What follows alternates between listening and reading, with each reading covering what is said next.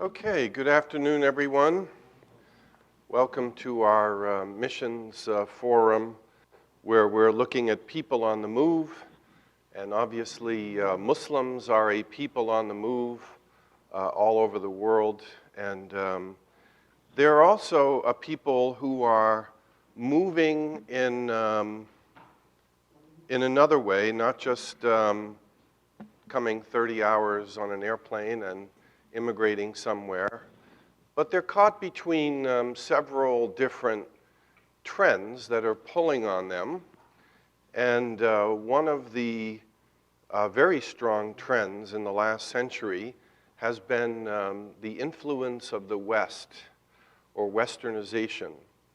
And Muslims, here's a picture in, I think it's Tangier, Morocco, where you have a young woman in kind of a tight sweater and blue jeans walking down the street next to a woman who's more traditionally dressed in the robe, which is called a jalaba. We lived in North Africa and worked there for 18 years, and it was very interesting to watch the process of Westernization all across North Africa, and the people there desired change. And they thought that the best source of change was to become more modern and more Western. They were always looking to buy Western goods and speak English. I remember one day I walked out the house onto the street, and the teenage boys that were playing soccer on the street stopped and came running up to me, and they wanted to know what it meant. They wanted me to translate something that they had heard in like a Michael Jackson pop song. I'm gonna love you, baby, or something like that. And they said, what does that mean? And so I was called on frequently to interpret the West as they were listening to Western music and under the influence of Westernization, particularly the younger generations. What's interesting, though, in the last 20 years, there's been kind of a swing or a counter-reaction where more conservative brands of Islam have asserted themselves, and Muslims are finding more of their identity in conservative Islam. And on our visits back into North Africa, we noticed over the years that more and more young girls in high school were starting to wear the jalaba and the scarf and assert a more Islamic identity and begin rejecting the kind of modern Western identity. Now, what I hope we can do today is to get beyond stereotypes and look at, from the point of view of Muslims, what are the influences and what are the kind of struggles for reform. And here's, for instance, maybe how many Muslims might see a typical Western, woman's Bible study meeting in Texas. I don't know if you can see, but they're reloading their handguns, and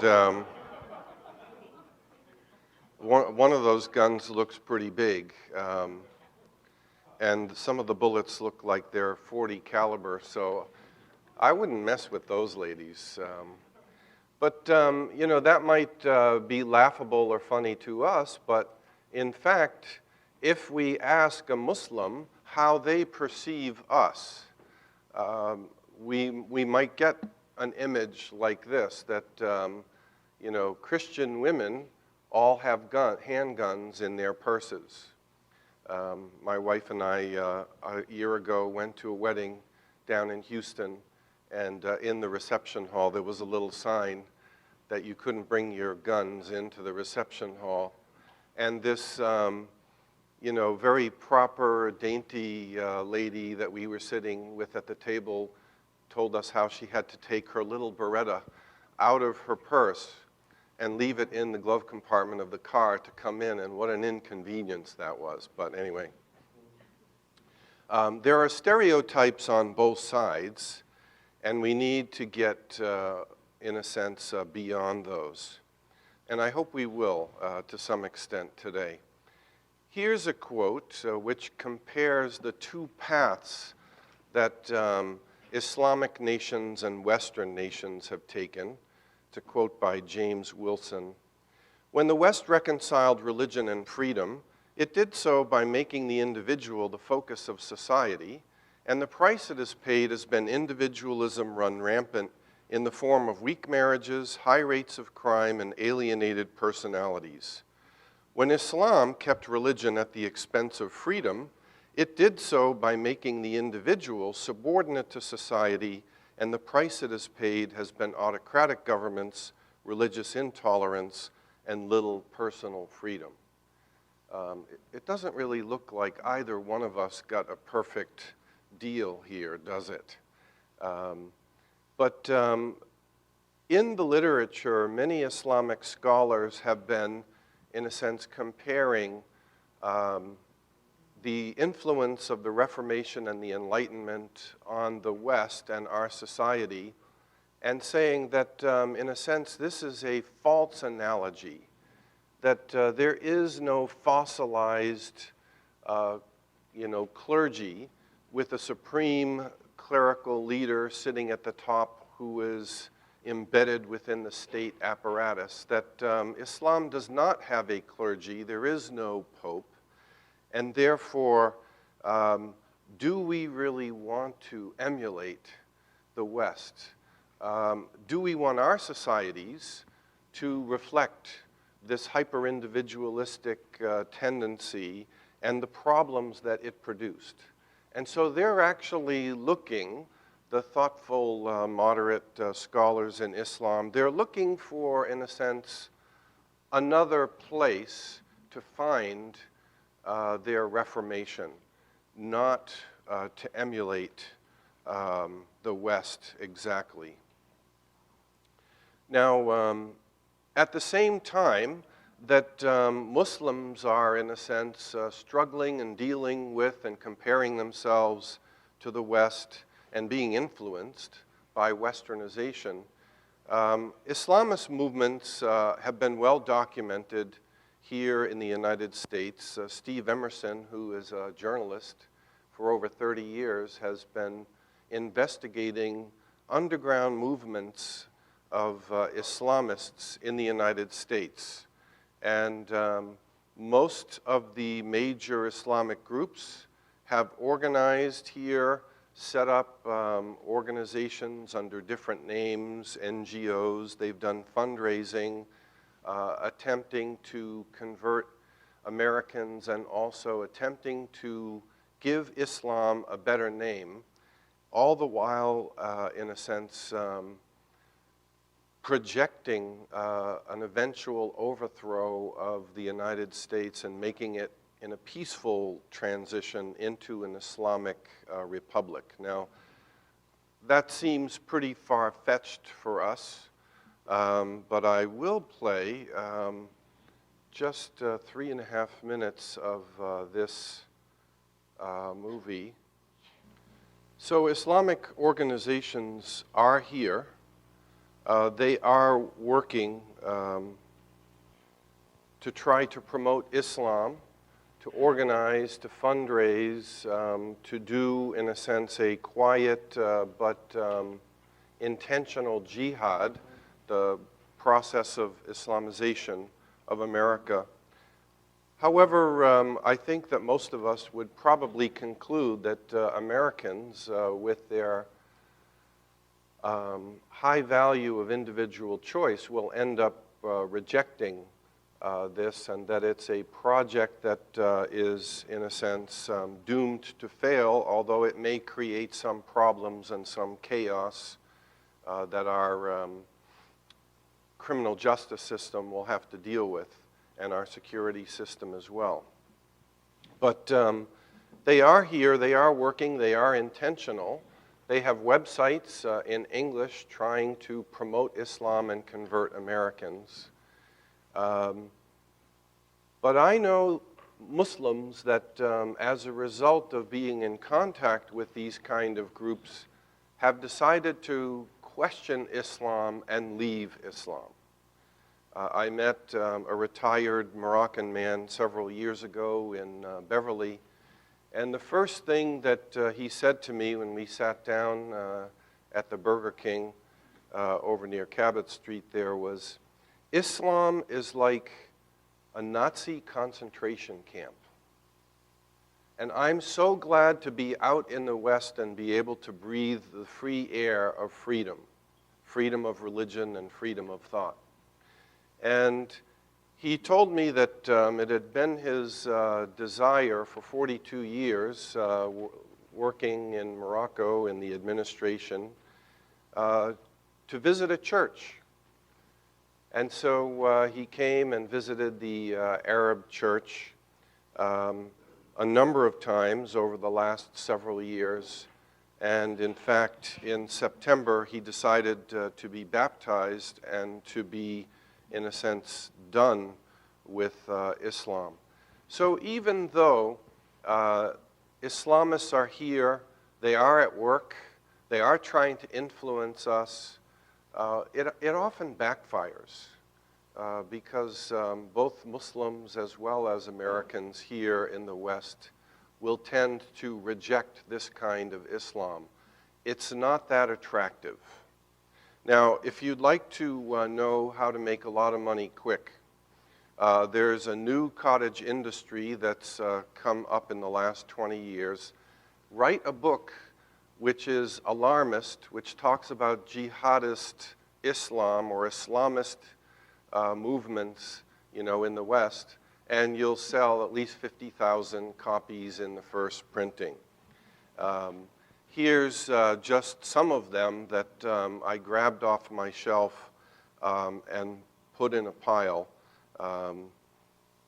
Some of them are in my highly do not recommend category. So, for instance, Robert Morey, The Islamic Invasion, unless you're doing a study, a comparative study, don't ever read that book. And don't ever give it to a Christian in your churches. Alarmism will paralyze Christians and make them afraid from wanting to reach out to Muslims.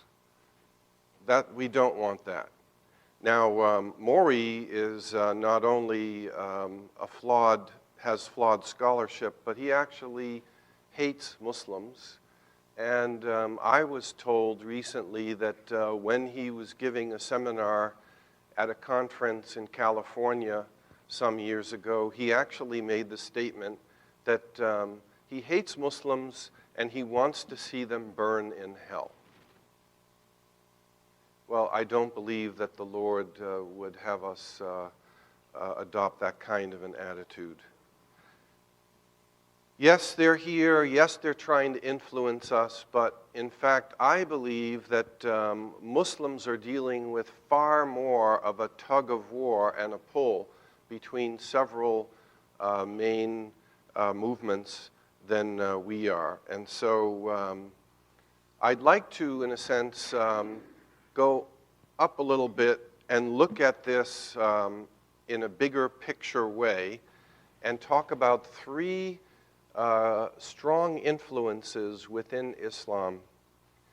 Now, the last century, Islamism began to arise out of a reaction to nationalism, which was adopted in many Muslim countries by the leaders, and they made their states more secular, more modern, more Western, less Islamic. And that, in a sense, gave rise for Islamists to come as an alternative and propose a more Islamic solution. It really, I suppose, begins with Mustafa Kemal Ataturk in Turkey, who abolished the caliphate in 1924. He was Turkey's first president. And he reformed Turkey and made it a modern secular democracy, adopting many Western reforms. He's not the only one. Habib Bourguiba, after independence from France, he was the first president of Tunisia. And one of the very first things that he did was he abolished the clergy that were part of the state. And he eliminated all of their positions, and he modernized and westernized Tunisia. It became a developed country, and most people in Tunisia today benefit from his reforms and the access to education and health care. Gamal Abdel Nasser in Egypt, he was president from 1954 to 1970, and he, in his $1,000 designer suits, modeling himself as a modern Arab leader, proposed an organizing principle of basically Arab nationalism, that we should be proud to be Egyptians, we should be proud to be Arabs.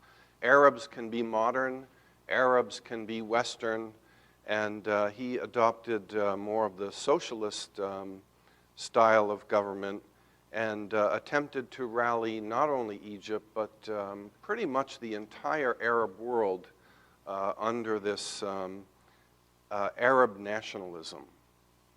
Well, Arab nationalism failed in most places, perhaps not so much in Tunisia, but pretty much everywhere else. It failed to deliver the promises of modernization, education, prosperity, and so people grew discontent. That opened the door for a wave of Islamists to arise, starting in 1928 with Hassan al-Banna, and then Sayyid Qutb, who was basically the father of the Muslim Brotherhood. And they began proposing that we corrupted ourselves by trying to model after the West. After all, we are Muslims. We've received the divine revelation through dictation. We have a divine form of society and government. Why in the world would we corrupt ourselves and go after these Western pagans and their forms of government and society? Look at the kind of social ills that they have in their societies. Why should we go down that path? And they proposed, these Islamists, that the reason for the failure of their states was because they had failed to truly follow Islam, and that they needed to purify their practice of Islam. They needed to sweep out the corruption and the influences from the West. And once they begin following a more pure form of Islam, then Allah will once again bless us and prosper us. And that was, when your society is in chaos and in turmoil, and you're suffering under the corrupt system, and you can't really go anywhere, that sounds attractive to Muslims. And so these movements began growing. Sayyid Qutb actually started, in a sense, a new doctrine. First of all, he described Egyptian society as being in a state of jahiliyyah, or pre-Islamic ignorance. And for the very first time, he said that the doctrine of takfir was that we could do jihad against our own Islamic societies when they have fallen into a state of corruption or jahiliyyah. And so then Maulana Maududi, Ayatollah Khomeini, and a number of other Islamists arose during the last century, promoting a more purified form, a more conservative, puritanical almost form of Islam as the solution for their societies. And of course, when you're poor, when your children can't get into school, when you don't have health care, guess who you would turn to if you were a Muslim living in these societies? The people that have a clearly articulated solution and who will help you. In fact, if you need health care today in parts of Egypt, the best place to get it is clinics that are run by the Muslim Brotherhood.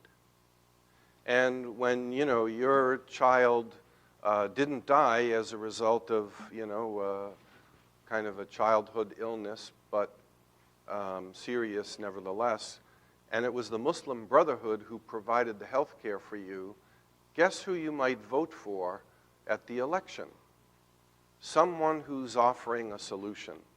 Why not give up some of our freedom and liberty in order to have a society which is just and equitable and fair and that works, where we can all prosper? And so they were successful, and millions of Muslims have rallied behind some of these Islamists. Now, Khomeini, by the way, is the greatest evangelist in the Muslim world. Did you know that? He's our best evangelist that we've ever had. After he instituted 1979, this Iranian version of Sharia law-driven state, many Iranians who had lived their whole lives under a secular, corrupt regime, they saw what Islam really looked like when it was implemented, and they realized, oh, we don't want this either. And so many people in Iran have turned to Christianity. Some of them have turned to Baha'i, back into Zoroastrianism. When you live in a society that is difficult, it makes you reconsider the paradigms that you've always grown up with and understood. And so I've heard that more than 1 million Muslims in Iran have come to Christ since Khomeini coming into power. And so we look at this as, an awful, repressive, regime, but sometimes that's what it takes to make people open and turn to Christ. When you have a country which is comfortable, which is easy, where everything is working, guess what happens to the people living in that country? They fall asleep spiritually. They're not hungry. They're not searching for another solution or an alternative. But anyhow, Khomeini actually did a doctorate, and in his book, you will find the following points. And you may think that some of these points sound unrealistic or outrageous, but millions of Muslims believe exactly that these kind of things are true. So he said that the West feared the unity of the Muslim world and saw to it after World War I that it was divided into small countries. I was sitting in a cafe on the main street in Fez, which is an intellectual and religious center in North Africa, with some men, and including a communist and a Syrian convert from Islam to Christianity, and a couple of university professors. And I'm sitting there that particular afternoon, and we were discussing the North Africa Union, which was about to happen. And they asked me what my opinion was, and I said, it sounds like a great idea. It worked for Europe. And the communist Moroccan said to me, yeah, but we know you don't want us to do that. And I said, no, it sounds like a great idea. You should do that. It will help your economies, et cetera. And he said, no. We know you don't want us to do that. And I said, okay, tell me why I don't want you to do that. And he said, because you would rather that we remain in bite-sized pieces. And I thought, how paranoid can these people get? But if you go back in history, starting in about 650 BC with the Phoenicians, and followed by the Romans, followed by the Vandals, followed by the Byzantines, followed by the Ottomans, followed by the European powers, what you have is something like 2,500 years of occupation of all the countries across North Africa. And they've only actually been independent for 50, 65 years, 68 years. It's a very small amount of time in a 2,600-year history of occupation of one foreign power after another after another. And so we might think that they're paranoid, but in fact they do have some historical data to draw from. The second thing he said was that the West sapped the natural resources of these countries, giving the people very little in return. Profits went to the West and to the ruling class of these small Muslim nations. I don't think we could argue with that at all, actually. And that has created resentment toward the West. The West is seen as people who come in and profit on our back and don't really share and don't help us develop.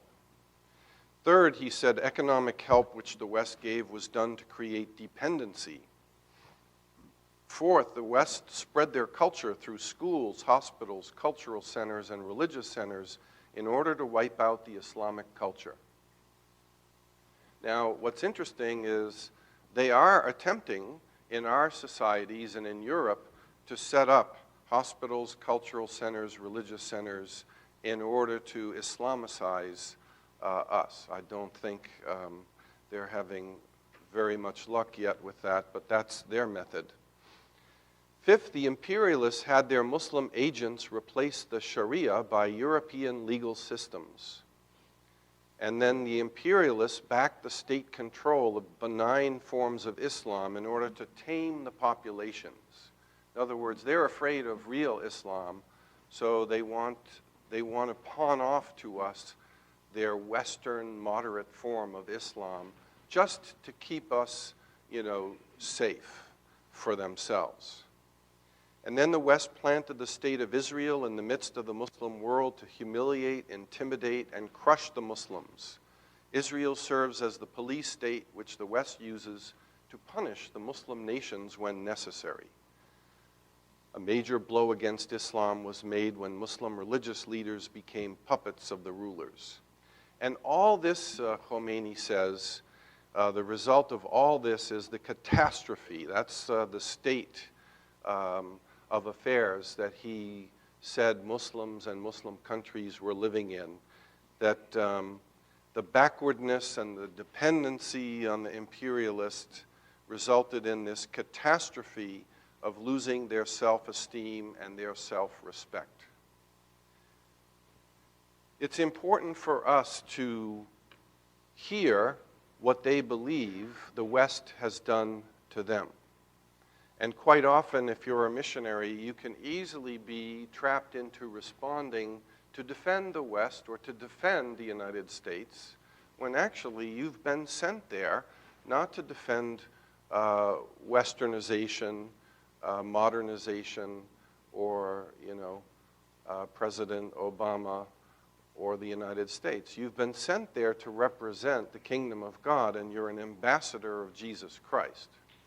But if you can hear what they're saying, you can understand that, yes, indeed, they have suffered some great injustices, and our nations have done some of these injustices.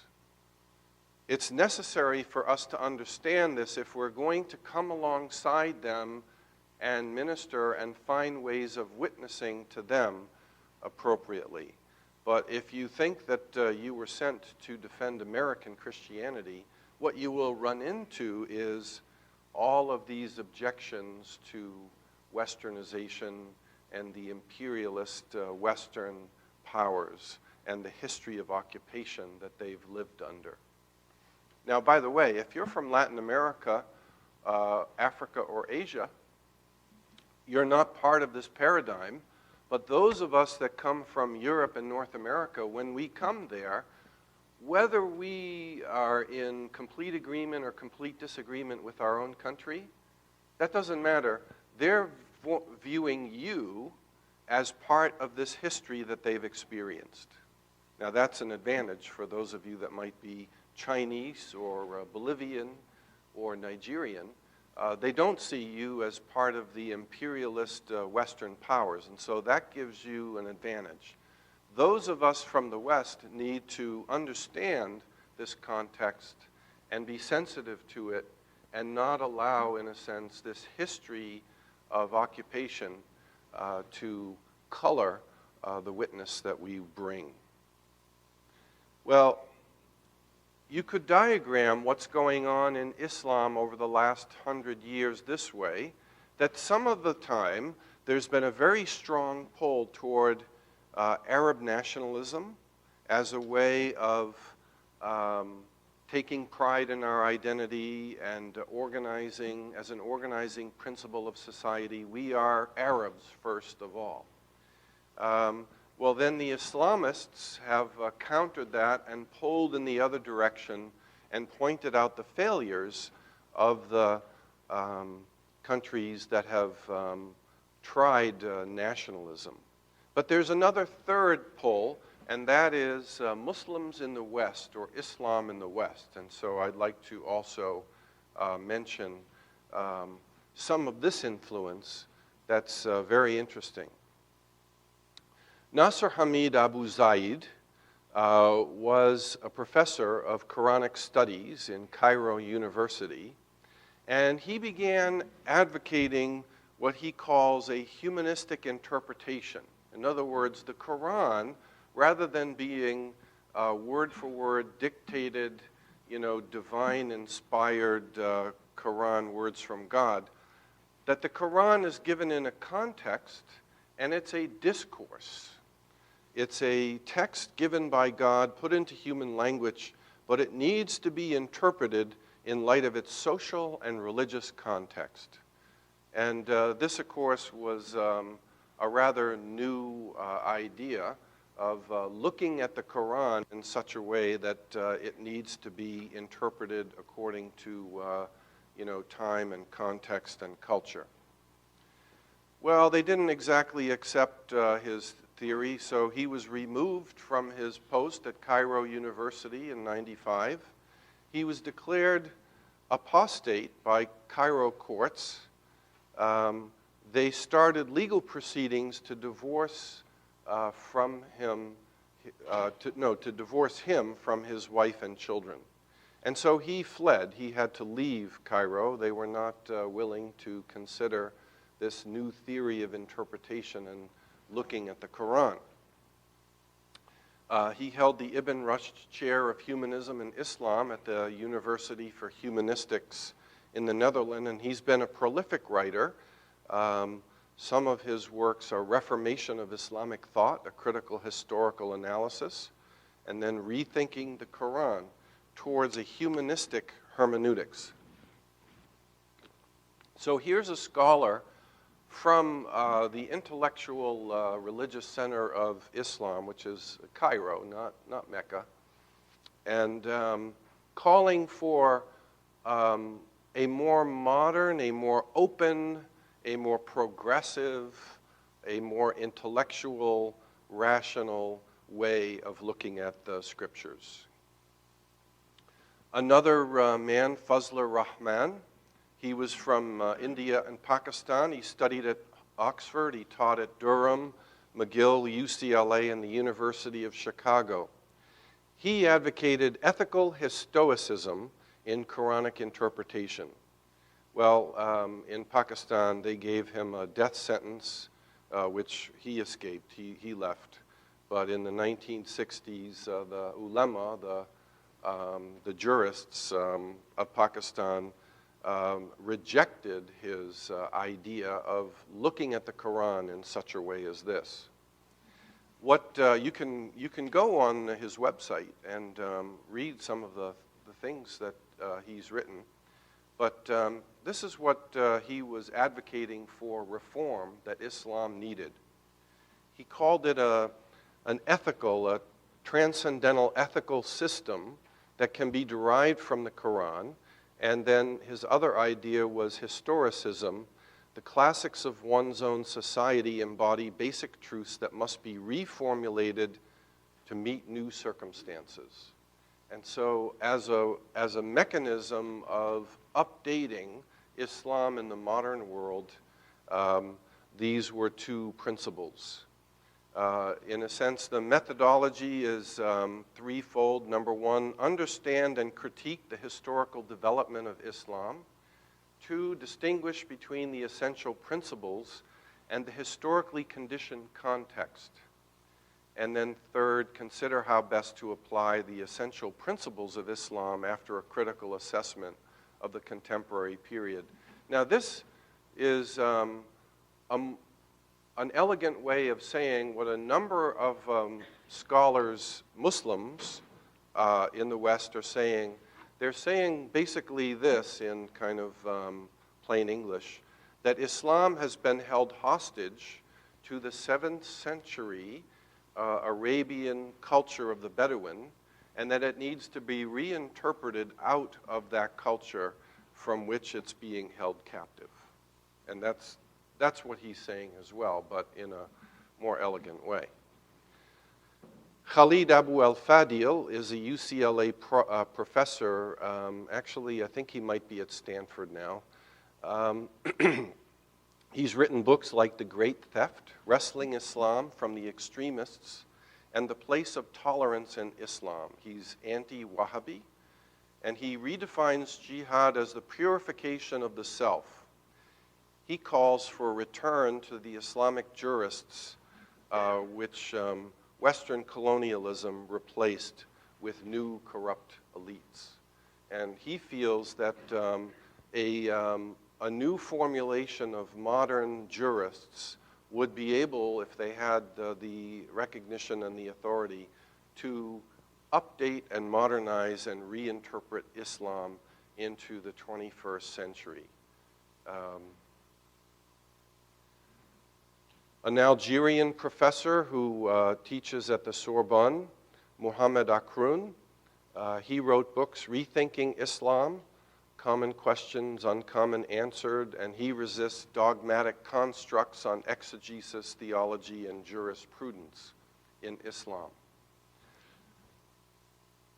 Evidence that this is having an influence is Amru Khalid, who is a popular Egyptian media preacher. And he went actually and sat at the Qasr Dubara Evangelical Presbyterian Church in Cairo. And he sat there on Sunday morning, not because he was interested necessarily in becoming a Presbyterian Egyptian, but as a Muslim, what can we learn from how Christianity is being done at this really big church here in Cairo? And so he took off the robe, he put on a business suit, and he basically started preaching the way that the preachers at Qasr Dubara Church preach. And he sought to connect more with the youth. And so he has made Islam, in a sense, younger, more modern, and more attractive, particularly to young people.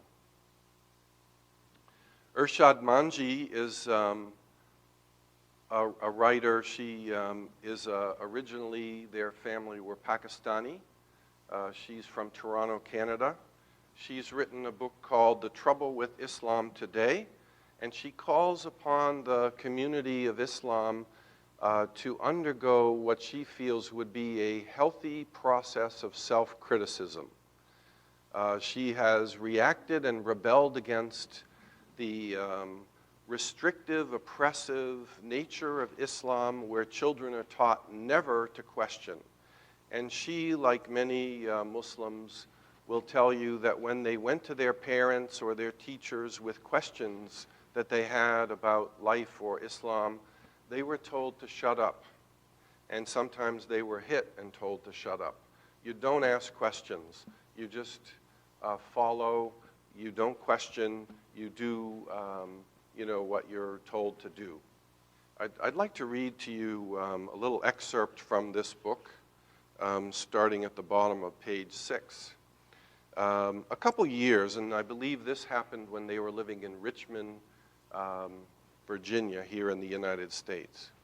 A couple of years after the family settled down, my dad discovered free babysitting services at Rose of Sharon Baptist Church.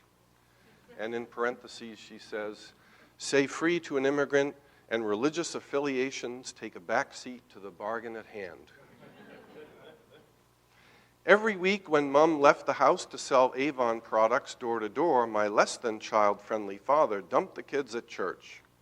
There, the South Asian lady who supervised Bible study showed me and my older sister the same patience she displayed with her own son. She made me believe my questions were worth asking. Obviously, the questions I posed as a 7-year-old could only be simple ones. Where did Jesus come from? When did he live? What was his job? Who did he marry? These queries didn't put anyone on the spot, but my point is that the act of asking and asking some more always met with an inviting smile. Maybe that's what motivated me at age 8 to win the Most Promising Christian of the Year award as a Muslim. I look back now and thank God I wound up in a world where the Quran didn't have to be my first and only book.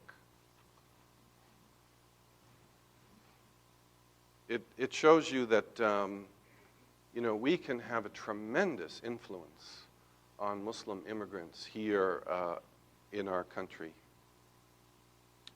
Well, I'm going to play a song for you from a British-born Muslim. I believe he might be from one of the Gulf states, his family. And this should shatter your preconception about what a Muslim is. And, this, in a sense, shows you a new kind of Islam being, in a sense, born in the West. It's called Al-Mu'allim. And it's really it's like almost a praise song about Muhammad. Ya Mu'allim, O our, teacher, O our leader. Now that is a different perspective about Islam than maybe some of our typical preconceptions, preconceived ideas, stereotypes. If you watch this or some of his other videos on YouTube, and then you look at the comments, there are hundreds of comments from Muslims all over the West, Asia, in Muslim countries, and they say things like, "You make me proud to be a Muslim again." This would appear to be a kinder, gentler, Western, nice, sophisticated kind of Islam. And, particularly in Europe, where we have a spiritual vacuum, where Christianity has really, a very small voice now, there's a spiritual vacuum into which this kind of modern Islam is moving into. And I think that this kind of Islam is far more dangerous to us than the radical Islamist or jihadist type of Islam. Even Muslims are turned off by that. In fact, I don't think we need to worry so much about that. That kind of Islam is not very attractive. This kind of Islam, however, is even attractive to Western youth that have grown up, in a sense, in a spiritual vacuum in a secular society, unchurched. And so not only is this recovering Islam for the younger generation of Muslims today in the West, but I think that Western Christianity is vulnerable as well to this. And this is the kind of Islam more and more that we will be dealing with in the coming years. We shouldn't be, in a sense, preparing ourselves to debate Muslims that are radical, that are jihadists, as if it was 50 years ago. No, we need to be witnessing with modern Muslims like Sami Yusuf, who has an ever-widening scope and influence. Well, finally, what are the implications for Muslim-Christian encounter?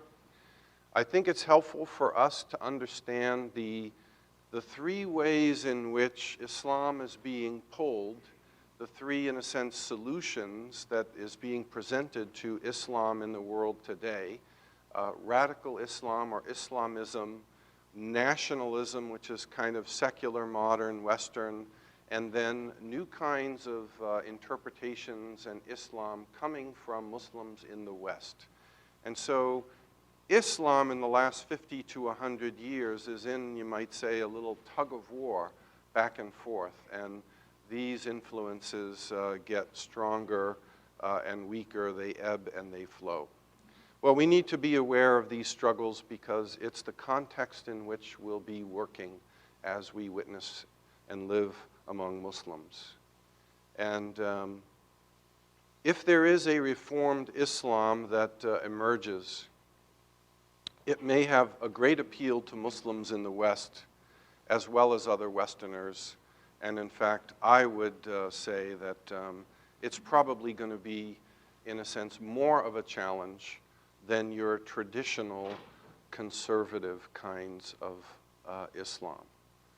So that concludes my session, but we do have 10 or 15 minutes left for question and answer.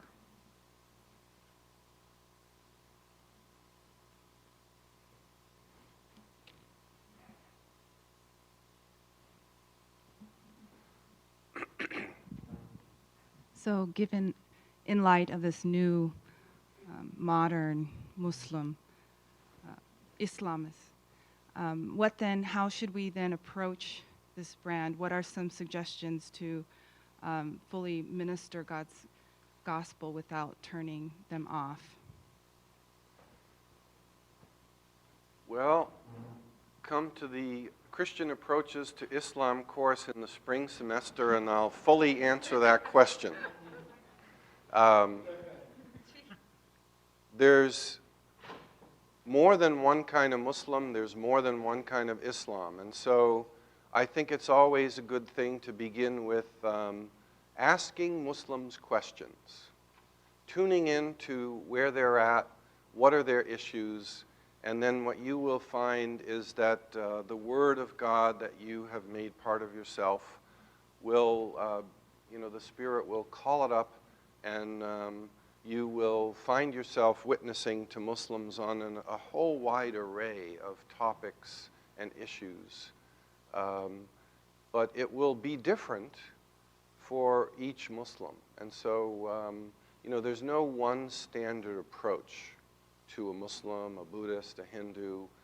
Muslims are people, and people are unique, and therefore we will need to tune in and listen to them before we see what the appropriate ways of witnessing with them are. Dr. Martindale,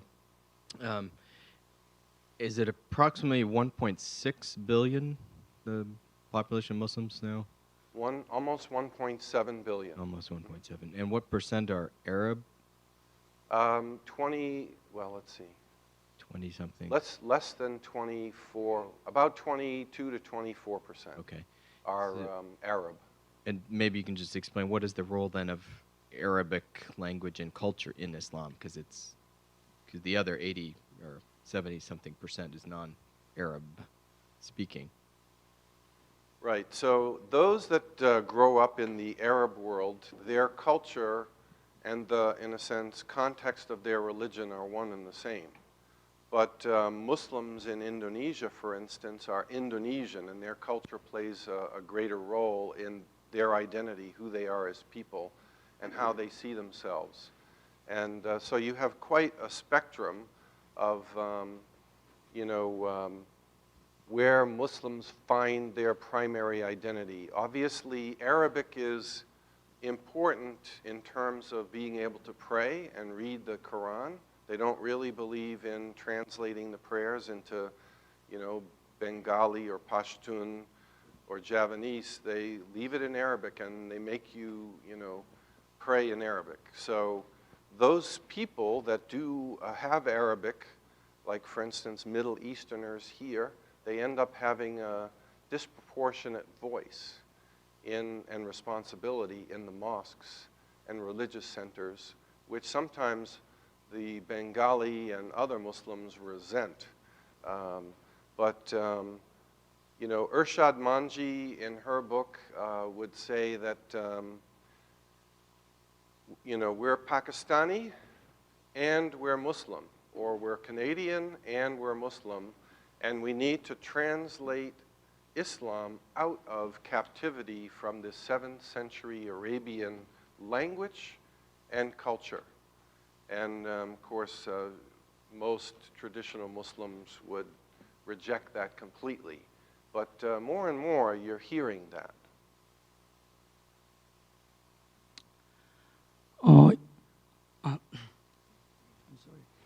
In terms of jihad strategy, can you share with us what's your strategy for Asia, like China or Korea or Japan? Do they have any particular strategy to penetrate those countries with Islam culture? And I can fully answer that question next fall in the cross-cultural church planting course. I believe when you look at Acts, Paul went to each province, to the major cities, usually 1 or 2 cities in each province, and planted churches that would then reproduce and spread to the whole province. And he makes this seemingly outrageous statement in Acts 15 that he had proclaimed the gospel, from, where is it, Illyricum all the way to Rome. And there was no more room for him to preach in those areas. Well, he hadn't really preached in every single town and village. He hadn't really preached every person. And so I think that shows us that his strategy for evangelizing the world was planting churches that would reproduce and spread. And so my strategy in Asia or Latin America or Boston or the Islamic world is the church is God's primary means of evangelizing Muslims or Buddhists or Hindus. Playing on that, right here. Oh, there you are.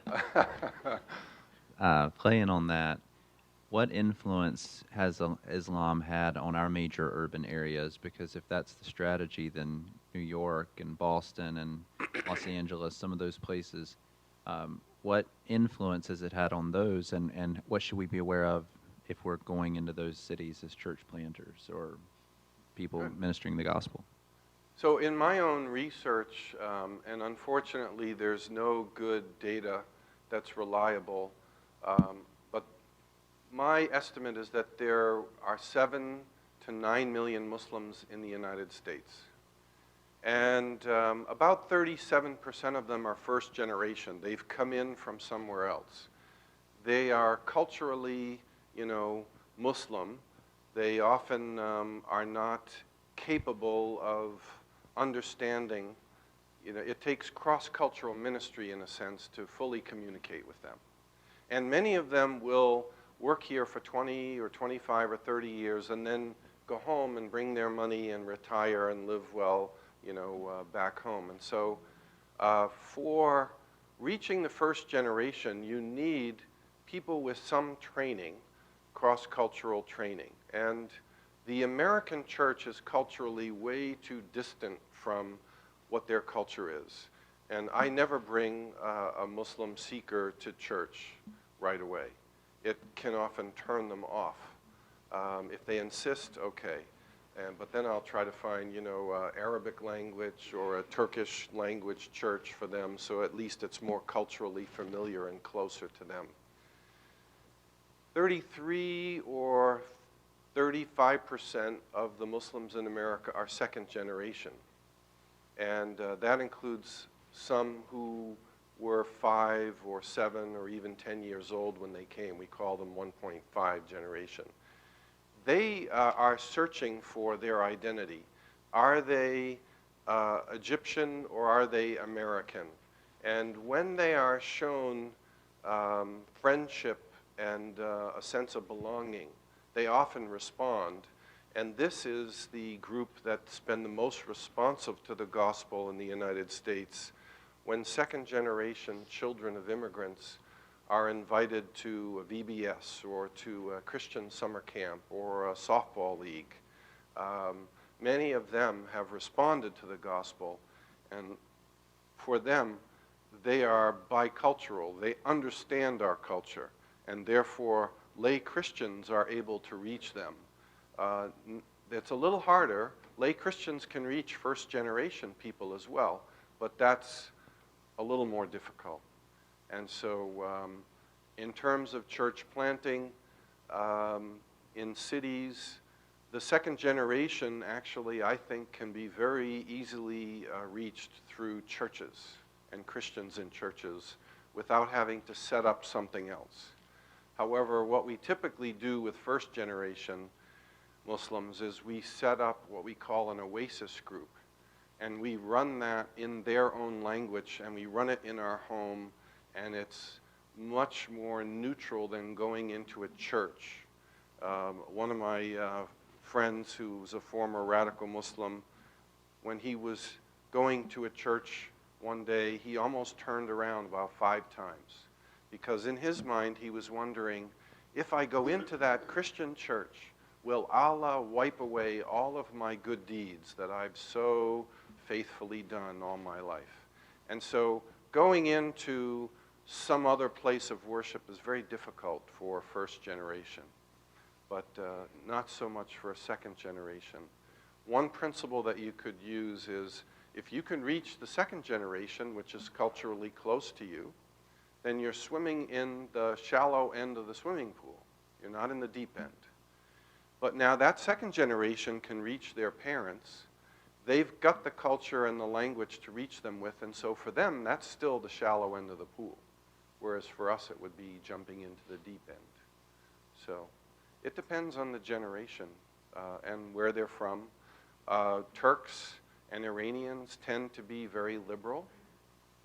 Arabs, tend to be more conservative, particularly if they're from the Gulf. So you just have a wide spectrum. No two Muslims are alike. So therefore, there's no one, way of reaching every Muslim, and I'll conclude with our first principle of Muslim evangelism. Nothing works, so try everything. You want to take one more question, or? Okay, one last question. Okay. You introduced a few Islamic scholars who could be considered as a liberal theologian within Islamic society. So my question is, how does Christian scholarship, contemporary Christian scholarship or missionary, use their position for a missional apologetics or contact point?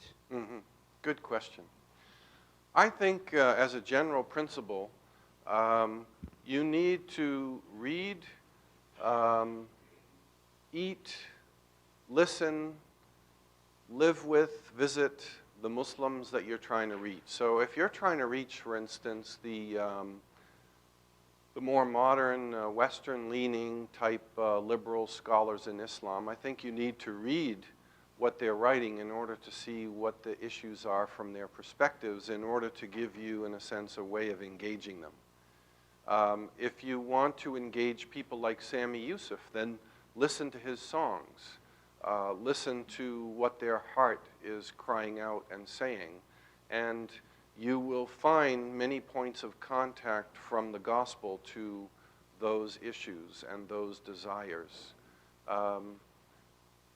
Just sitting with Muslims and listening to them, or in the case of their scholars, reading what they have to say and engaging with them. We have to start from some understanding of who they are before we can begin witnessing to them. In fact, don't even try to witness to a Muslim until after you've sat with them, you know, 5 times, for instance, and gotten to know them first. But probably they'll have asked you questions and brought the issue of faith up before you get to that point. But I think that we need to be quicker to listen and slower to start talking. And that will make us much more effective. Well, thank you all for joining us today, and blessings on the rest of your afternoon.